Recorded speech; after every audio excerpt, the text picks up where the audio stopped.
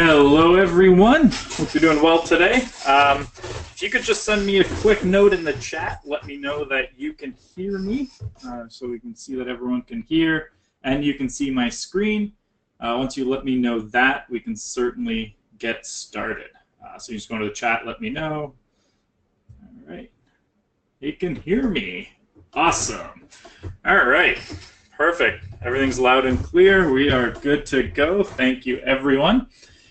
So today what we're going to do is we're going to be talking about the Facebook Business Manager and Facebook ads and all that. The reason I'm starting with the Business Manager here is I think you guys should definitely consider going in through the Facebook Business Manager to manage your ads and I'll just give it a quick refresh here. Manage all your ads and everything. The reason for that is you're allowed to create multiple ad accounts through here.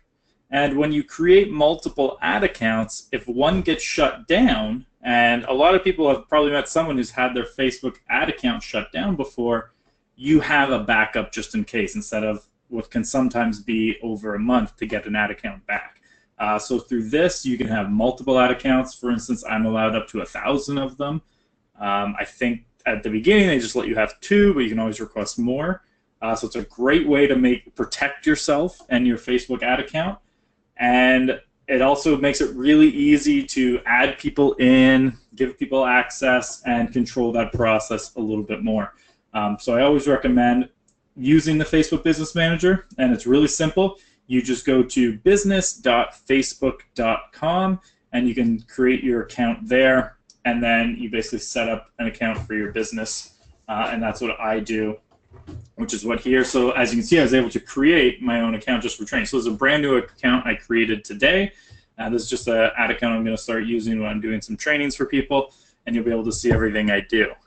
So that's really great feature of it. So you can see here, this is my business here. If I click on that, it lists other business accounts that we have. So anytime you're looking to do this, I'd start with doing business.facebook.com, create your ad, create your account, bring your page in, create some ad accounts on there. Long term, I think this is your best bet. It's definitely the safest way to run all your campaigns. So this is a general layout you'll see. If you right now see a different layout in the Ads Manager, and what I also mention here is if you go to Facebook, so let me just pull up Facebook and hopefully nothing weird shows up when I go. Let's try going to a page. Let's go to mine. And allow me, because it is through the business page, business manager. So when you go through business manager, anytime you want to do anything, then has you redirect to it. But there's the boost post button you would see on a post here. That's not what I'd be talking about. So like often you'll see, say for instance, like boost post here. We don't want you to hit that. It's not the right way to do it. And the reason for that is Facebook will only optimize in specific ways. Yeah, so you can see like here, if I wanted to click boost post, don't do that when you're running ads. Oh, it looks like we got a question. Just typed in, it says site not available. Business.facebook.com. That's weird because I am on there right now. But definitely you can check it out after, and hopefully it will be. I'll send the link in a follow-up email to everyone just so that you can be reminded about it, okay? But yeah, don't come to a page and hit boost post. The reason for that, it only optimizes your post for engagement. So if your goal is just to get people to comment on it, it's not bad. But if your goal is to like send people to a website or do something like that, then certainly it's not the best way to go. And that's mainly just because you're going to lose out. And then you also have limited targeting options. So when possible, don't hit boost post. So the reason, again, like I mentioned, it only optimizes it for engagement. So if you optimize for engagement, it's not going to help you get more video views necessarily. It's not going to help you send traffic to a website. It's not going to help you get more leads. So there's a lot of different reasons you could look at there. And then just there's way more targeting in the back end of Facebook. And the back end is really where there's a lot more power. So instead, when you're on your regular Facebook, you just come up here anytime you want to run ads, and you can go to create ads, or you could go to manage ads. That's really up to you how you do it, but yeah, you'd want to go to manage ads if you've never done it before. It says create. Okay, so here you'll look at, this is the ads manager. So if you had ads here before, they would show up here. And then if you didn't, but after we run one, I'll show you how it looks like as well. I'll have it placed here. So first thing we're going to do is we're going to create an ad. It's just that green button up top, which brings you to this page here. So this is where you're going to choose the first step of your campaign, and a few people get overwhelmed. So I'll start by saying you can basically ignore this column. This is quite often if you're trying to do like page-like campaigns and things like that. But if you follow me at all, you know I think page-like campaigns nowadays are basically useless. Page likes aren't that valuable anymore. So I'd rather spend the money on lead gen ads or on different types of things. So I almost never will ever touch these two unless I want to test them from time to time, which I don't do anymore. So you can basically ignore this column. With that being said, you can also ignore app installs, and you can also ignore product catalog sales and store visits, which leaves us with traffic, engagement, video views, lead gen, and conversion. So traffic is exactly what it sounds like. You're sending traffic to your website. So you're going to pay per click on an ad, and it's going to send it to your website. Facebook is going to show the ad more likely to people who are likely to click and go through to your website. So if you want people to visit your website, and that's all you want to do right now, is just click through to go to your website, you run a traffic ad. If your goal is to get people to like, comment, or share on one of your posts, you choose engagement. And the reason for that is, again, Facebook knows who the people are who are likely to comment, share, or like, and they will serve it to them. Because there's a lot of different types of people on Facebook. There's people who are active and engaged, and there's also what we call lurkers. So there are people who will follow your page and follow your posts for years, but they will not once actually engage with you. They will read everything you do, they will follow everything very closely, and then one day, 2 years later, out of the blue, they call you up and say that they love you and they're ready to list with you. So those people are not generally the people that are getting an engagement ad. So Facebook's optimizing for the right type of people that you want. Whereas lurkers, they're better for the traffic ads because they're probably going to click on what you're doing and go read what you were writing about. Video views is exactly what it sounds. If you have a video and you just want to get a lot of people to watch it, you just click on video views and you're good to go. They will optimize it to get the most people to watch your video as possible. A lead generation ad. This is a very effective ad type for getting a volume of leads. With that being said, their quality is not always high. So while the quantity is, you're generally dealing with lower quality leads. But with listings, this can be unbelievably effective. You can sometimes get leads for under $1 per ad dollar spent. So I highly recommend these if you just want to get a lot of leads, and then you can sort through them. If your goal is quality over quantity, then lead gen ads aren't always the best route for you, but they certainly work very well. One downside of them is you do need to integrate with a third-party service, because if you do not, then it just goes into the back end of your Facebook page, and you have to manually go into the settings on your Facebook page and check for new leads. It won't notify you there's a new lead. It won't send them to you. You have to manually go in and export them. That can be a bit of a pain in the butt. So generally speaking, you'd want to use something else. The tool I recommend for that is called LeadsBridge. Just pull that up here.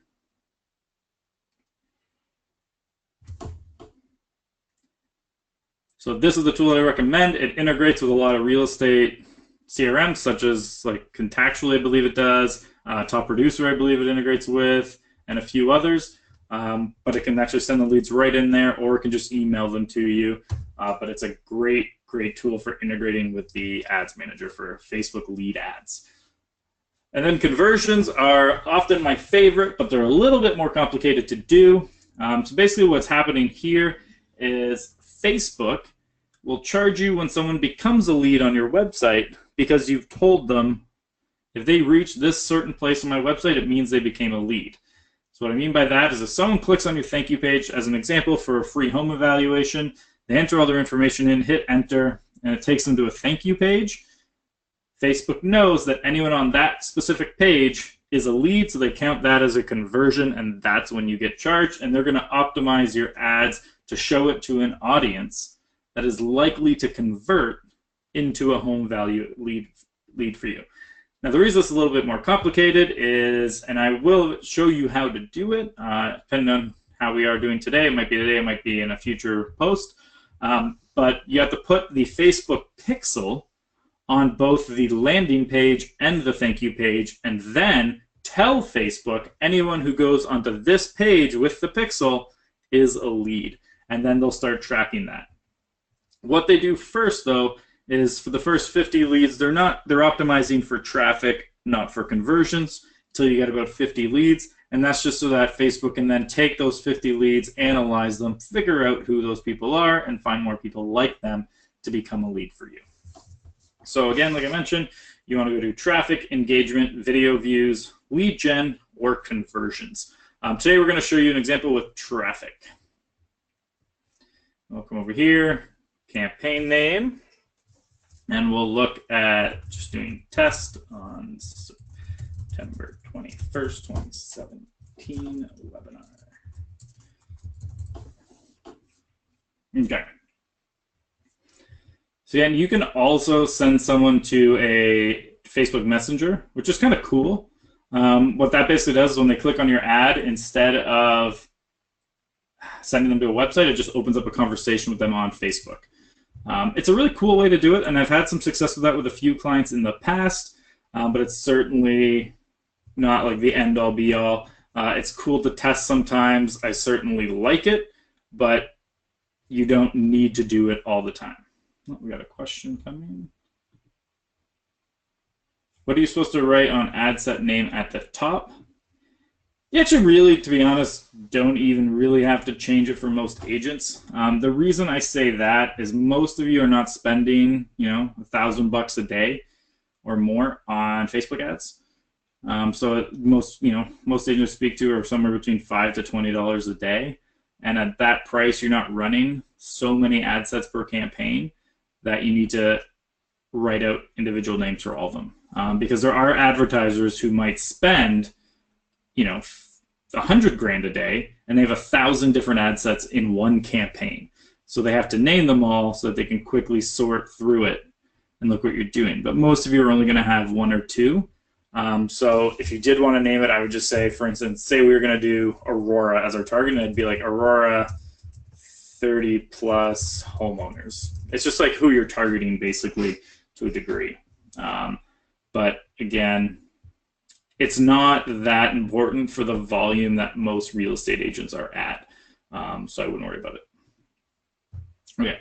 And then on the right here, which is very useful, you're going to see your audience size. Question. Is it all right to use the messenger option under your traffic choices? Absolutely. All it does is send a message to your Facebook page. As long as you're good at responding to messages on your Facebook page, it's a great option for you. But again, you have to actually respond to messages on your Facebook page for that to be a viable option. So like I mentioned on the right, as you adjust for your ad, it's going to tell you how many people you could potentially reach. So if we scroll down a bit, you're going to see right now we're targeting all the United States, which we don't want to do. So instead, what I'm going to type in is, I'll just go with the town I'm in now. I'm going to do Aurora, and now it's going to target a 25-mile radius around Aurora. We could switch that to current city only, and it goes down to 39,000 people. Another question? Oh, no problem. You're welcome. Okay, so like I was mentioning, it goes down to a specific city, or you could start doing like a radius. So I could say, okay, cities within radius, but I want this to be 10 miles. The other option you can do, if you know the postal or zip code, so in Canada, obviously that's the first 3 digits of a zip code you can do, and it just does that area. This is effective depending on the area you're in. In smaller towns like Aurora, Newmarket, the postal code is basically the entire town. Whereas if you're in the city, as an example, a postal code is going to be a much smaller area. So it's just going to be like one specific part of town. So you could do that if you want to target a very specific part of town. So that's one way you can do it. And again, in the US, you just put in the zip code. It works the exact same. You can also exclude an area this way, which is kind of fun. So, okay, actually, I don't want anyone in Aurora to see it. Oh, I have to have another. Let's do both. So you can see now I have 2. And now I say, okay, I don't want anyone here to see my ad. And it's going to exclude one while showing to the other. And then the reason you do this would be in case you did something like this where you dropped a pin in and you say, I don't want that one little section there to be included in my ad. So it's a great little way. If there's a specific part of town, for instance, that you don't want leads from, or you don't want your ad shown because maybe it's an entirely commercial area for the most part, or it's a very touristy area if you're in the city. Obviously, there's steps you can take out, but sometimes it's easier just to exclude it altogether. Or there's just a less desirable part of town you don't really want to deal with. You're welcome to do that. So it's really up to you. The other thing like you can do, simply just drop pins where you want them. So, okay, on the map, I want an ad here. And when you drop a pin, it doesn't have to be 10 miles. You can go down to 1 mile. So, okay, I want an ad to run there. I want an ad to run here. Now you can start really narrowing down the options that you can do. The other cool thing is you can type in an address. So, for instance, you can go something like this, 1 Yonge Street. I'm going to go down to 1 mile radius around 1 Yonge Street. And what's cool about that, you can target specific homes. Obviously in the city, that's still going to be a lot of people because a lot of people live within a mile of 1 Yonge Street. But if you say went somewhere else, so let's say we went with here, and then went down to 1 mile. We'll take out these other ones for a sec.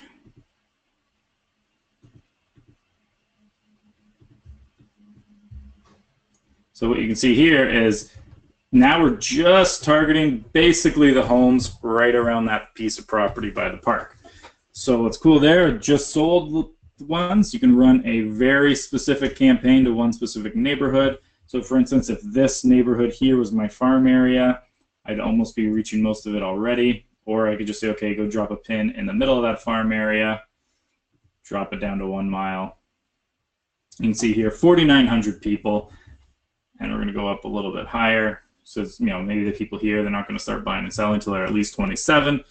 So we can drop to 4,100 people. It will save you a ton of money, and you can run constant ads here. Like, you could spend the absolute minimum, which is $5 a day, and these people would all see your ad. So it's an incredible way to help you, especially if you're doing direct mail campaigns, to reinforce. So match the messaging to that. So say anytime I'm going to send a piece of direct mail out, I'm also going to send this. So I highly recommend it. And then we'll keep going. Oh, one other thing you want to pay attention to here is this, which could be everyone in this location or everyone who lives here. So that just looks like a glitch because it's saying 18 million people, which I think we can all agree that there's not 18 million people who live there. So that's just a glitch. Sometimes that happens. We can do people recently in this location, people traveling, which would be almost no one. So what traveling is, it's people who are here, but they actually live more than 200 kilometers away. So this is better for like recreational properties, like if you're doing cottages or just second homes, like ski resort types of places. It's a great way to do it because you say, okay, anyone who's in town but isn't actually from town.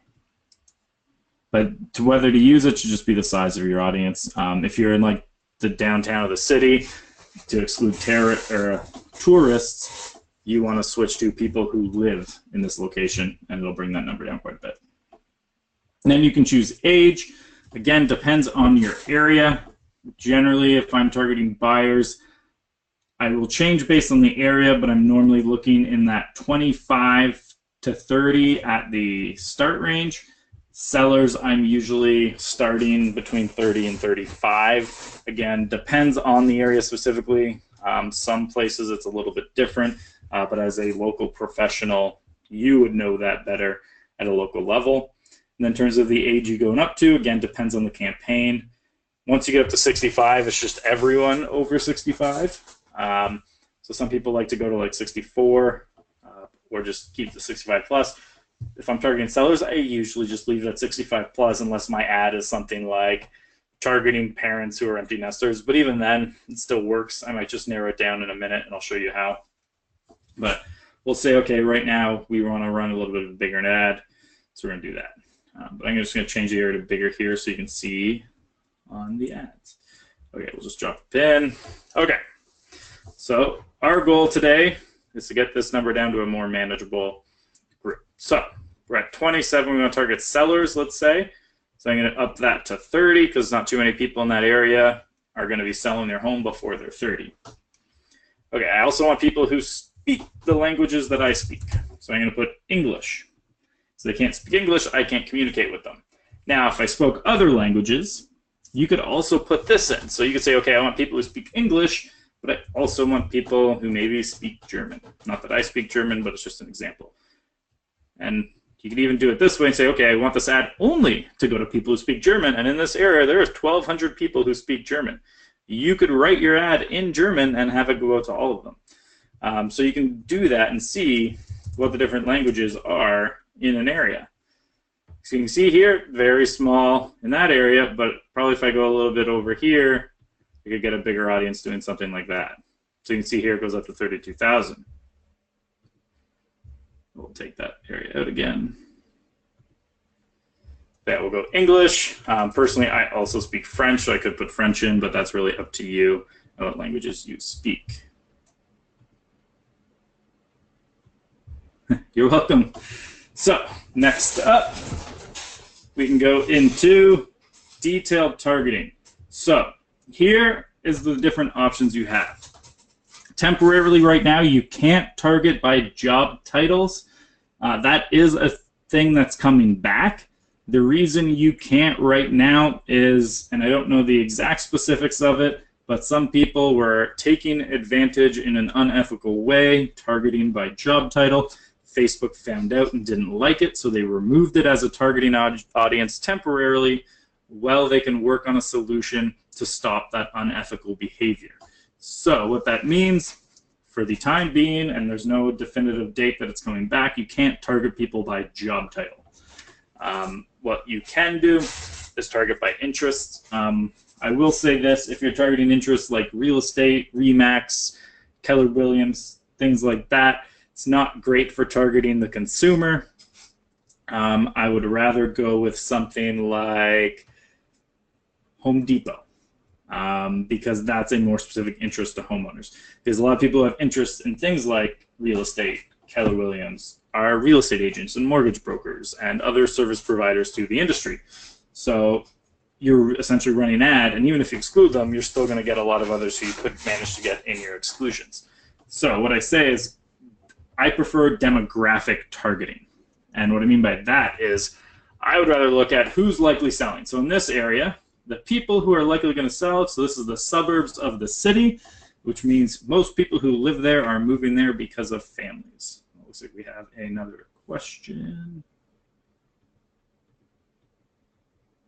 Oh, Vince, do you have a question? It just showed a hand up, but it didn't show a question. So you have a question, just go ahead and type it in, and I can take a look. Or did you accidentally hit the hand up feature? Let me know. Okay. So next up, where was I? Okay, so again, I like to go with, in the suburbs, you're there because you have kids and you want a home. I like to go with people who are starting married, and because a lot of people also have kids when they're not married. You go in a relationship.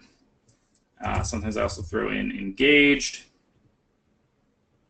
The other option, so there's two things you have to consider here. You can go with everyone who lists themselves as engaged in a relationship married.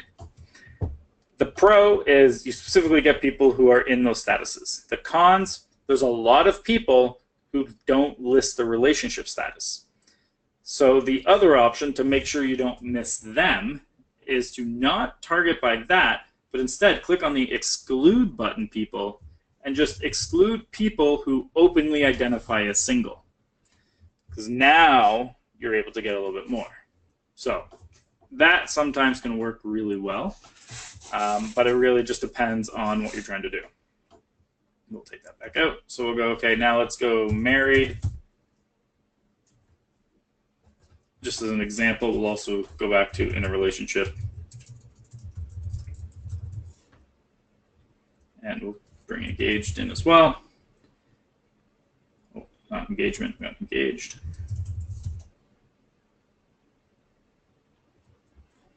And then we can look at one other cool thing that Facebook does, and we're going to say, okay, here's all the people who are engaged in a relationship or married. One of the factors that'll cause someone to move is that they're parents. Got a question, let's check it out. If you're using exclude single, would you still use the other three you mentioned to include? No. Generally, I'm either excluding single people or including people who are engaged in a relationship married.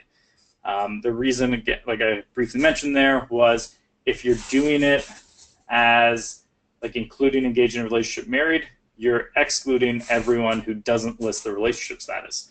Whereas if you just exclude single people, you're excluding people who openly identify as single, but you're including everyone who just doesn't identify. You'll have some single people caught up in that targeting, but you'll also get all the people in relationships who aren't.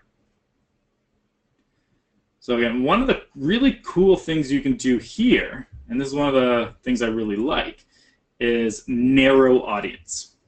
And what this means is I can switch it and go, okay, anyone who is engaged in a relationship or married, and also parents. And I can either do parents with adult children, parents with teenagers, parents with preteens, parents, preschool kids, school-age children, 3 to 5 years, 1 to 2 years, new parents. So then you think about, okay, in your area, what is those age that people are likely to move? I often just go with all parents just to be safe. And now we're down to 45,000. That's pretty small for this area, but again, you can run an ad for really cheap. Now you're only targeting people over 30 who are engaged in a relationship or married, who are also parents. That's a pretty tight group of people who are likely to move at some point because they're going to have to get a bigger house for their kids. Or they're going to have to go down a size because their kids don't need the house anymore and they've moved out. So it's a really great thing to have when you start doing the this and this targeting. So when you're thinking of targeting this way, I normally prefer demographics. I often don't go further than that outside of a major population area. So as an example above, we're close to Toronto. If I bring these pin down instead and say, okay, now let's put this pin in Toronto, we're still at 190,000 people. So maybe I don't have the budget. Because the rough idea when you're spending your budget is you want about $10 a day per 100,000 people in your audience. So at this point, that would mean for this $19 a day. Maybe $19 a day isn't in my budget. I want to narrow this down more.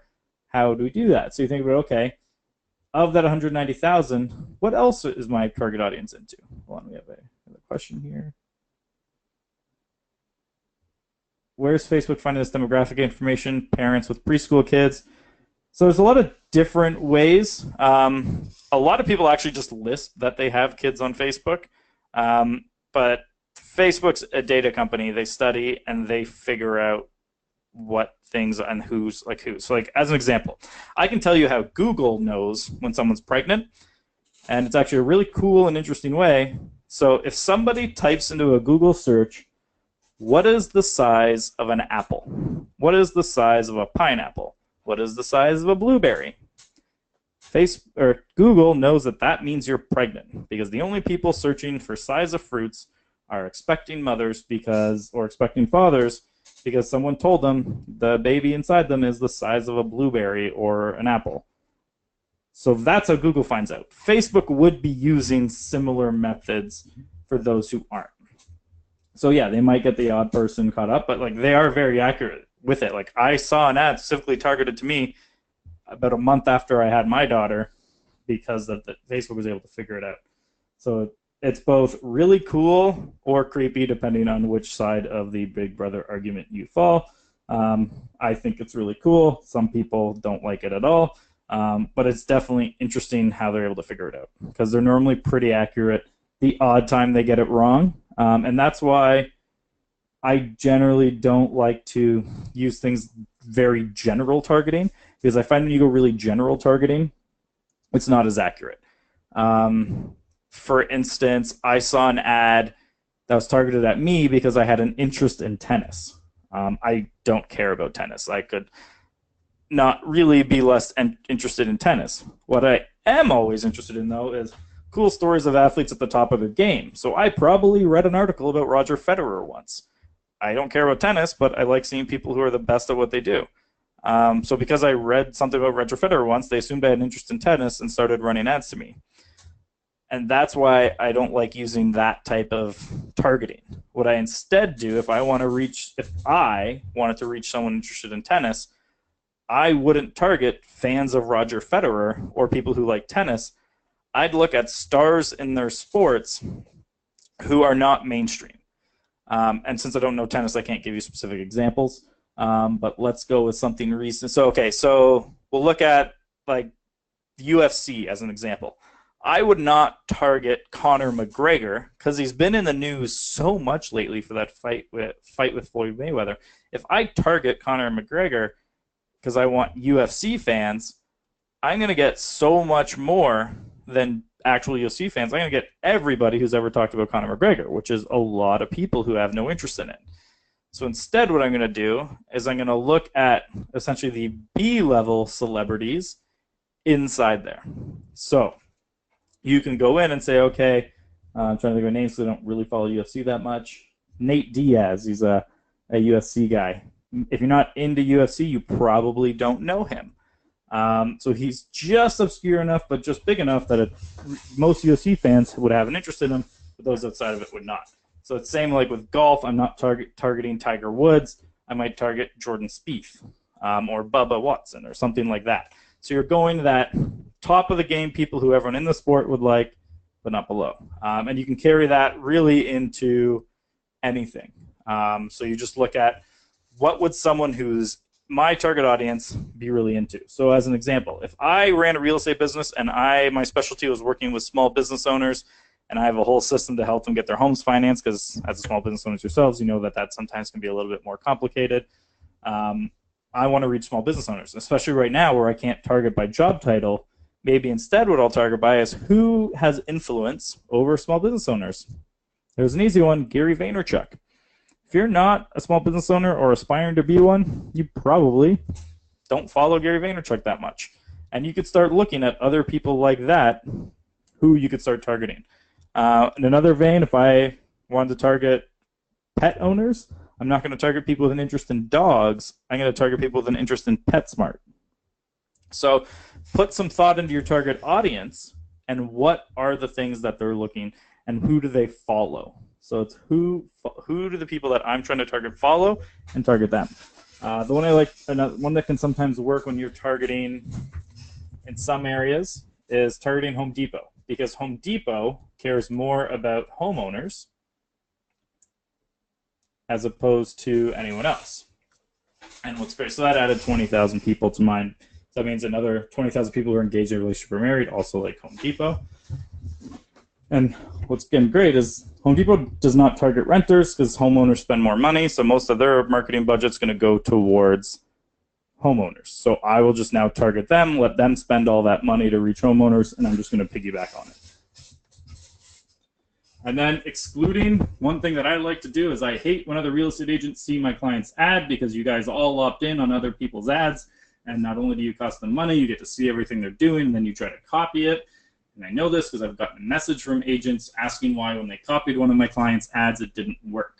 So, because you didn't know everything that was going on. But regardless, you can now exclude things here. So what I like to do is, again, you can't target by job titles right now, but I don't like targeting agents that way, because if you go to 10 agents' profiles, they all list 10 different ways that they are an agent in the profile. So instead, what I like to do is target interests that no one else would like. Inman News is an easy one. Lots of agents like Inman News. I like to look at things like Tom Ferry. We can go Mike Ferry. We can go the Ontario Real Estate Association. Another one I like to do. Oh, they took it out. So as part of job titles, they also took schools out, I guess, because you used to be able to say anyone who went to the real estate college as a school. Another one that only agents have an interest in is the Real Estate Council of Ontario. And that's just our regulatory body here in Ontario for those who are watching outside of Ontario. So you'll all have a regulatory body in your area. Target them. You can target your local boards, like for instance, the Toronto Real Estate Board. And you can start now taking out. It's like we were at, I believe, 220,000 before, so we've taken out 20,000 people roughly, which is pretty good for getting out a lot of agents. You could keep going and you could look at things like Buffini. You could look at Dotloop. I wouldn't do something like DocuSign. Even though DocuSign's probably the biggest provider, DocuSign's also huge outside of real estate, so you'd be cutting off a lot of business people outside of real estate as well if you went with DocuSign. So you want to make sure it's very specific to real estate what you're taking out.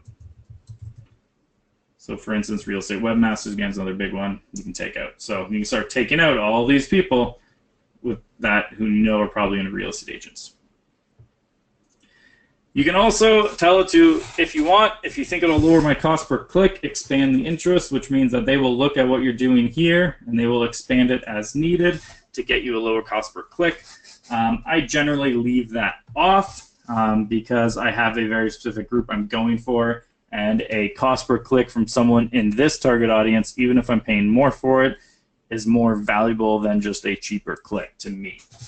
So that's why I generally don't click that. In terms of connections here, I also don't use this, but just so you know what it is, you can target people who like your page, friends of people who like your page. So the only time I would ever really say I'd use this is if I've managed a few agents' page who's have like, 5,000 people who like it, and probably like 2,000 of them are just other agents trying to follow them, because when you become a top agent, everybody follows your page to see what you're doing. If you click on this, your ad will run to all those agents' friend lists with an endorsement from them. So I could run an ad saying, like, Andrew Foliato likes this Remax Real Estate, Keller Williams Real Estate. It would show your name above it if you like someone else's page. So that's why I'd say don't like another agent's page, because they can run an ad to your friends list with your name saying that you like them. So I generally avoid that personally. The other thing you can do here is save the audience. So you can say, okay, I want to make sure that this is saved. So I'm going to say, okay, this is Toronto home sellers, excluding agents. And next time I go and create an ad, I can just say, instead of coming here and saying, I want to create a new audience, I just come over, use a saved audience, and then select the one I want, and now it's already good to go. So you create it once, it's already there ready for you. Now we come down to the next section here, which is placements. So this is where your ad's going to be placed. The default, and they recommend it because it's Facebook and they're going to obviously recommend all their ad categories, is everything. I often turn some off. So your options, and we'll go through the options, then I'll explain which ones I use and which ones I don't. So we'll start at the bottom. Messenger. So you can have it run in Messenger, and you can see here it's going to show up like that in someone's Messenger. I'm someone who clicks on ads all the time. I never click on them in Messenger. I just find it annoying in there because I'm going in there with a reason to specifically talk to someone. I'm not there to browse. So I generally find if it annoys me, I don't want my ads running there, so I turn off Messenger ads. And statistically speaking, at least in the tests I've done for something like this, have not been as effective. And then we're looking at here, native banner. So again, these ones I don't really like that much.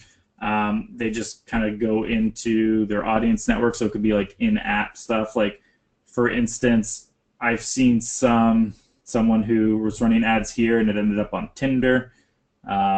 Obviously, you'd have to have single people, or hopefully it's only single people on there.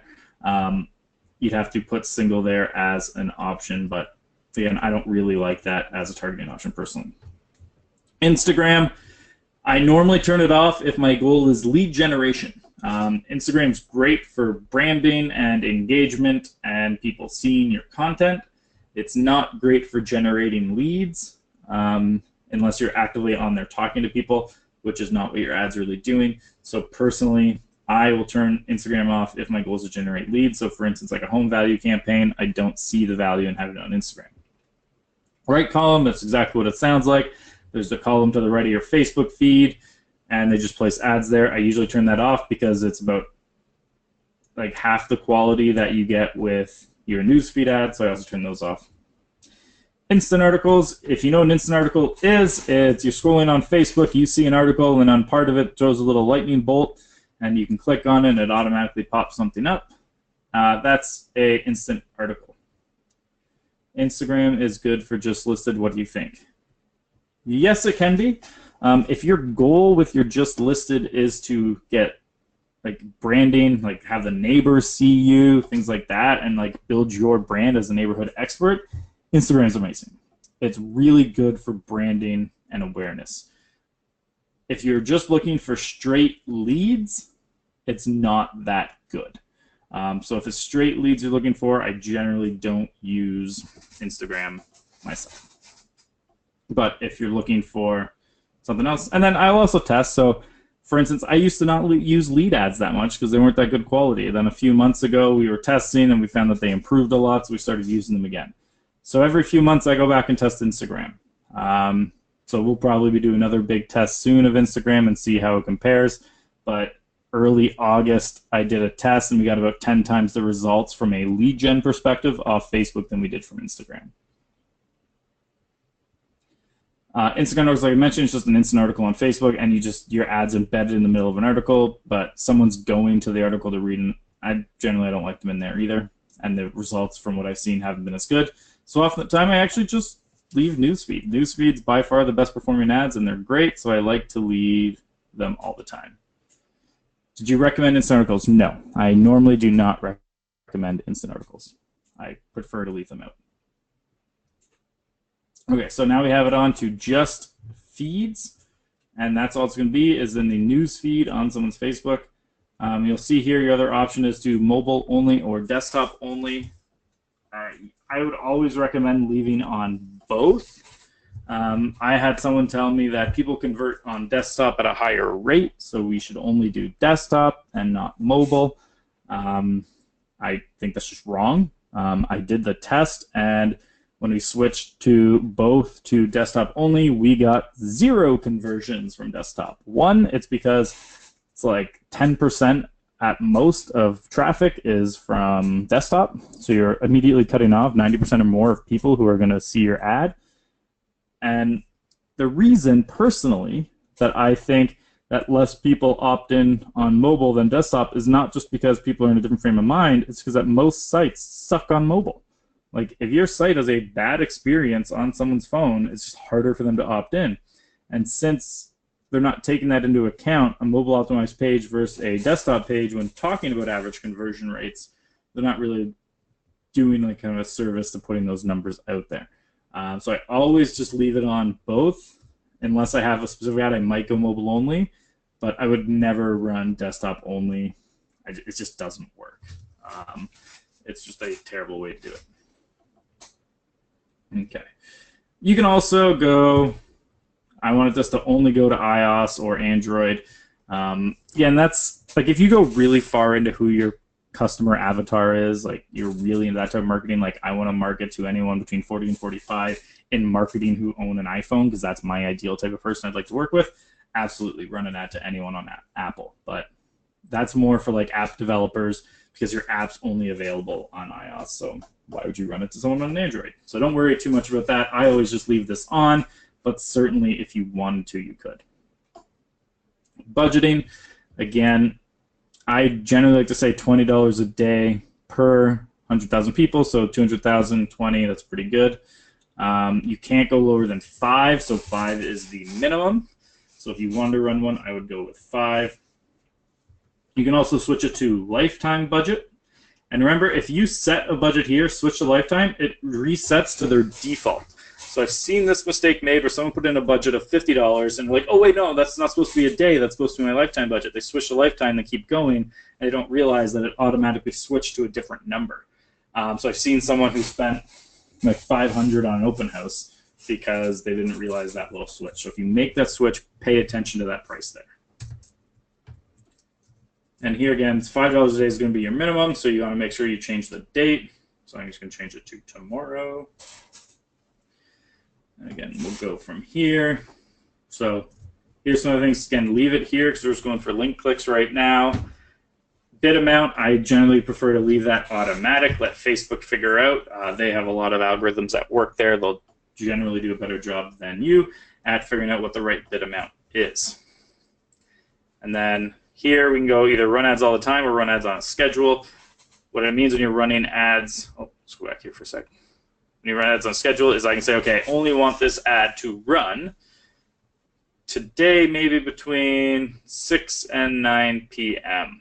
That's when I want the ad to run, and then I want it to run tomorrow from 9 a.m. to 12:30, roughly. And maybe there's reasons that's only when I'm available tomorrow, because like there's a lot of science around the idea of you should respond to your leads really quickly because you have a way better chance of converting. So if I know, for instance, I have meetings all the time here in showings and I can't respond to a lead, maybe I only want my ad running when I'm available. Most of the time I don't do this, but that is an option for you if you want. But I generally just prefer to have it on as run ads all the time. You don't have to worry about delivery type. You just keep going. You can hit continue now. And you could obviously want to choose a page. I'm just going to go to the Just Sell Homes page. So, and if you had an Instagram account attached, this is where you'd go to attach it. Then you can look at your format for your ads. So here's the different options you have. You have carousel, which would just be an ad with different cards on it. Let's see if it pulls up preview. So like you've seen these ones before, there's different images.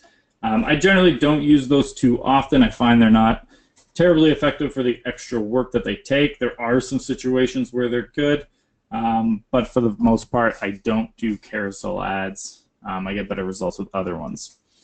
I never do collection. Just, again, it's brand new, but I haven't really found value in it for real estate just yet. I may do some more tests in the near future. When I do, I will report back. Slideshow.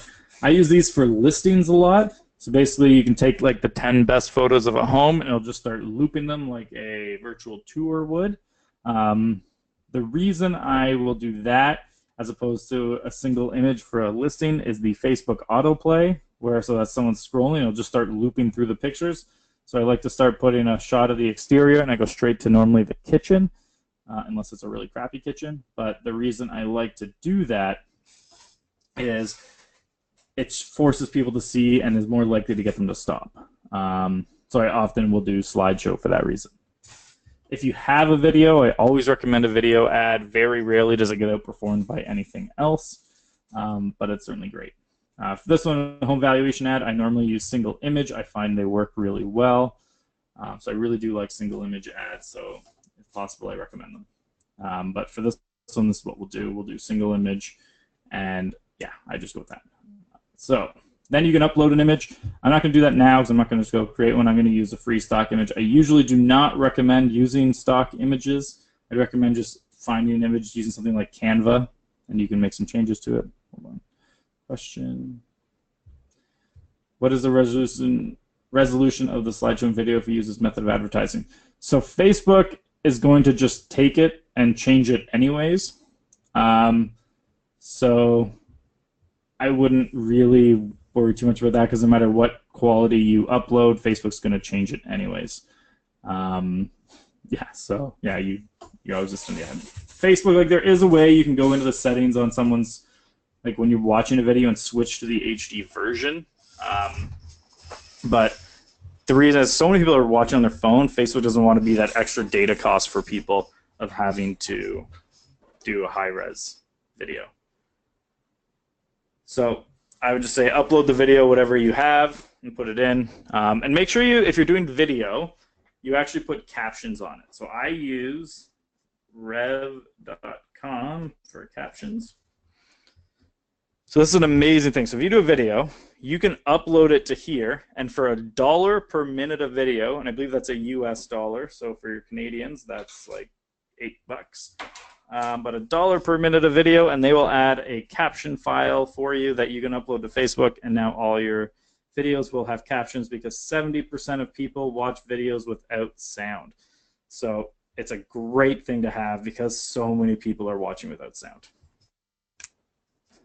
So I'm just going to pick a stock image just for demonstration purposes. Again, I don't normally recommend stock.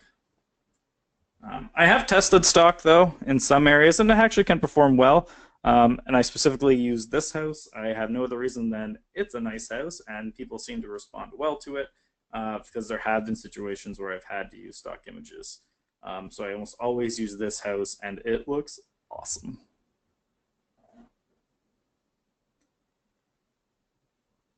Did you say videos outperformed by anything else? Most of the time, yes. So there have been situations where a video ad hasn't outperformed a single image ad for me, but I would say more than 80% of the time, video generally tends to be my best performing ones, unless it's a really crappy video.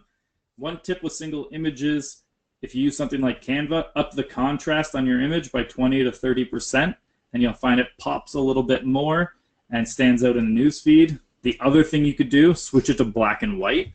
Because basically what you don't want to be is the same as everything else. Because if everyone else is just a regularly contrasted or not black and white, it doesn't stand out as much. If you do that, it stands out a little bit more in the ad, and people are more likely to stop. So then you put in here the URL you want.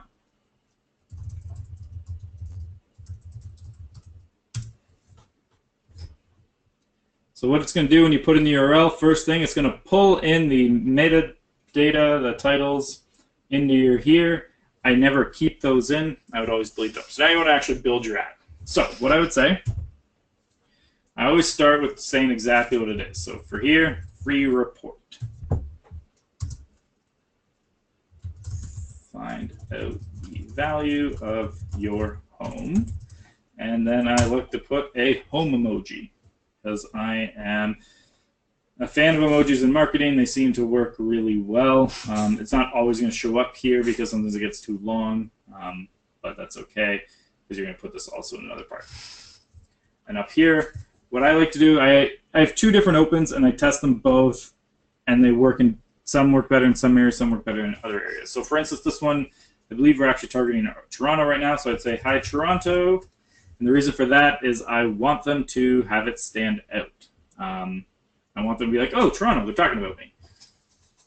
And then, next thing is I'm going to ask a question that gets them to say yes.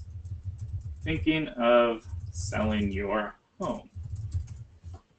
And the reason I do that is I want anyone who's thinking of selling their home to say yes, to have them keep reading. If you're not thinking of selling your home, I don't want you to keep reading. And then here I'll also throw in an emoji of a house. Here. Okay. And then thinking of selling your home. And now you tell them what they're going to get. So you can say, get a free home value report, custom made by a local professional who is an expert in your area. And then I like to call out automated valuations because I think they suck, and I don't want people to think that this is what this is, so I say this is not an automated valuation. Services, those are often inaccurate. This will be a custom report by someone who is an expert in your neighborhood. So I do something like that. Answer a few quick questions on the website, and a member of our team will get your report for you in the next, and this is kind of up to you.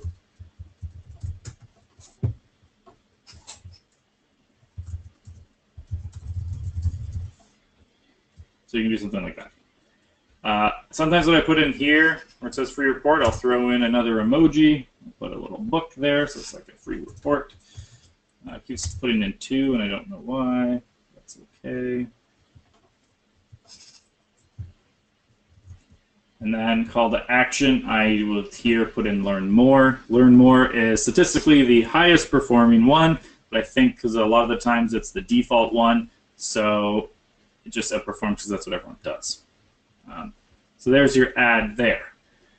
One thing to note, you always want this part here, the most important information, to be above the learn more section, because that's what you gotta get people to read, and then if it's interesting, they'll keep going.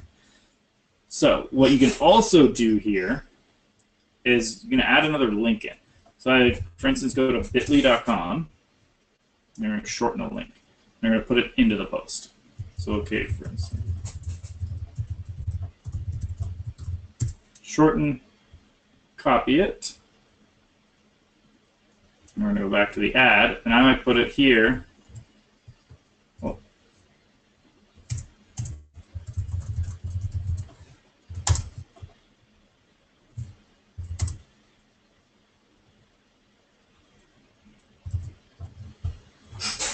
And that just, again, helps you get more clicks through.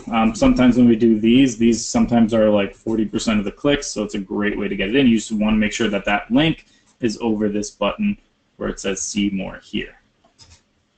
So that's often how I will structure a lot of my ads. They're a little bit longer than a traditional ad, but I find that that works really well.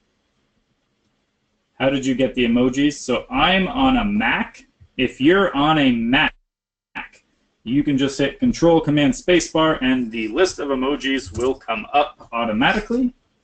If you're on a PC, you are, as far as I know, out of luck from using a keyboard shortcut, and you will have to go and Google emojis and then copy and paste them in.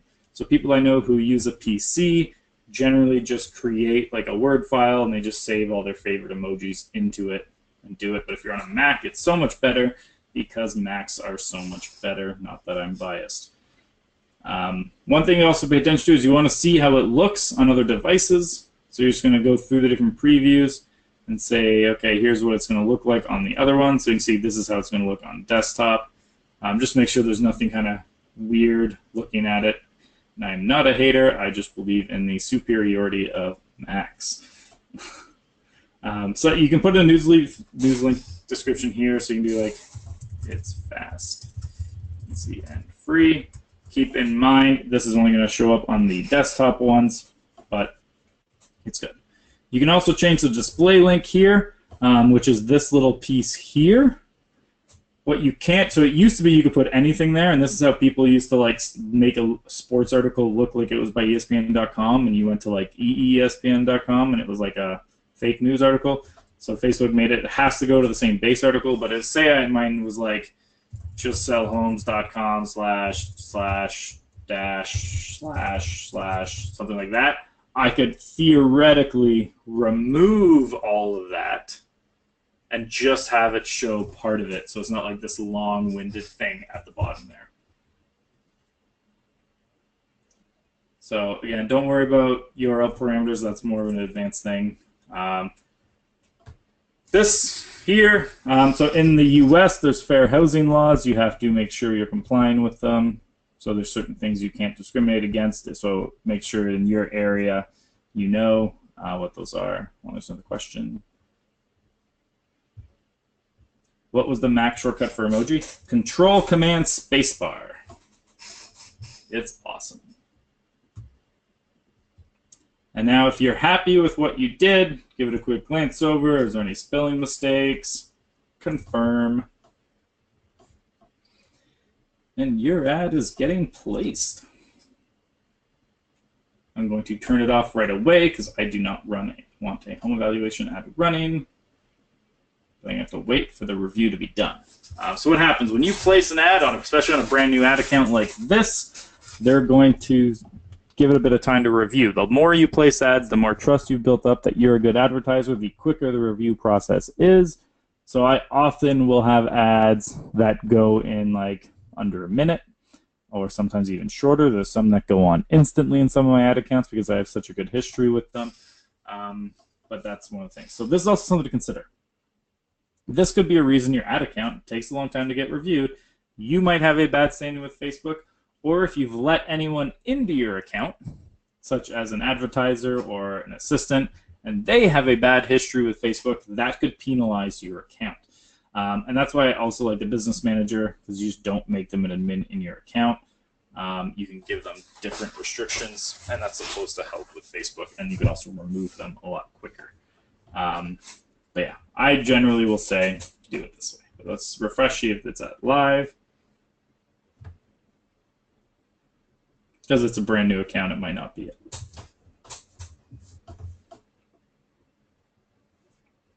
There we are. It is now an active ad. So you can see here, it's going to say that it's active. So I'm just going to turn it off for a sec here. So some things to note here. When you're on the home screen, again, this is where it defaults to. So you can see, okay, here's my campaign. Here's my results that I've had, frequency, impressions, unique link clicks, all that. Then you go into the ad set. Here's your ad set. Again, for most real estate agents, they're only going to have one, so it's not a big deal, one or two. And then ads, this is where you might have multiple testing different ads at the same time. So for instance, if I wanted to test this picture against another, I could just hit duplicate ad. It's going to keep all this stuff the same, and I'm just going to create a second ad that's going to be exactly the same, but I'm going to test it with a different image.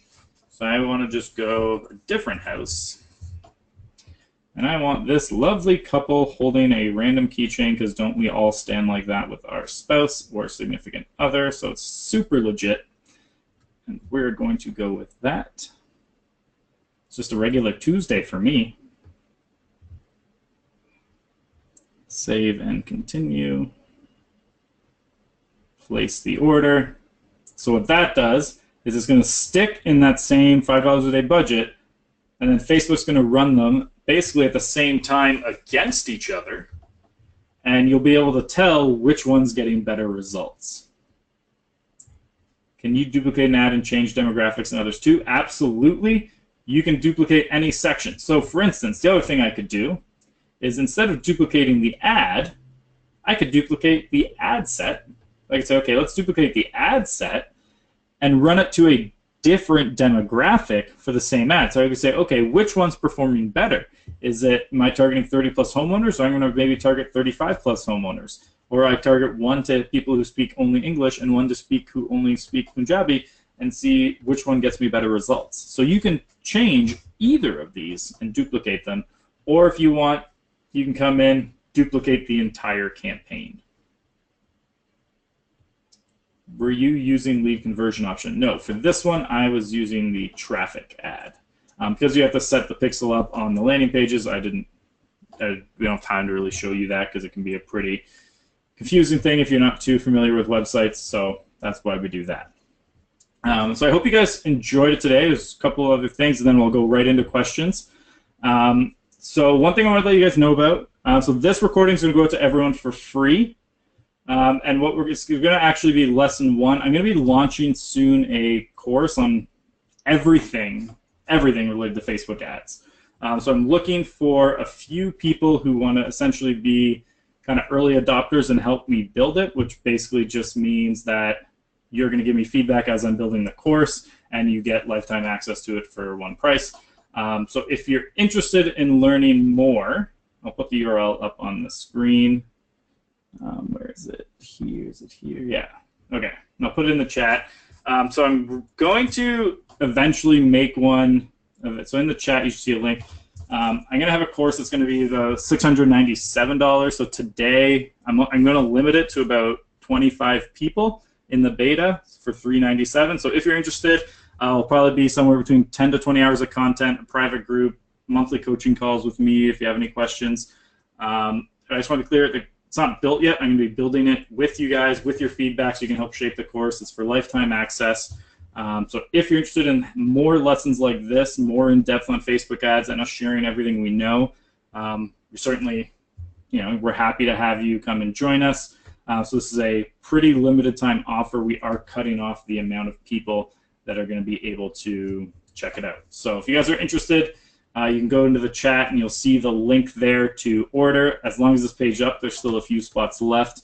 But I think it's going to be a really good course. And again, I'm aiming to have about 10 to 20 hours of content just on Facebook ads. And if you sign up for this, those will all be included. Any updates we ever do will all be there. And then you get more access to me if you don't hear from me enough already. So yeah, if you guys have any questions, certainly reach out, ask them. And if you have any questions about Facebook ads, I'll stick around for another little while to answer your questions. So feel free to have any Facebook questions you want. I will answer them. And if you don't have any questions, I will just say thanks for coming.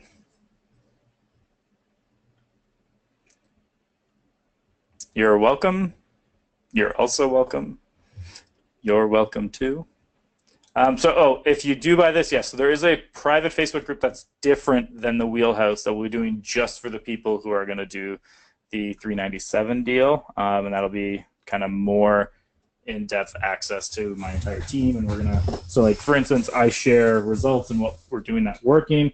In the student group, I'll probably do more like, I would do even more videos, like walking you through like this, exactly how to do everything, how we build strategies, what we do, like everything. We're using lead conversion option. I use it all the time. Today in the demo, I was not, but I use it all the time when I'm running ads, and I mostly use landing pages through a company called leadpages.net.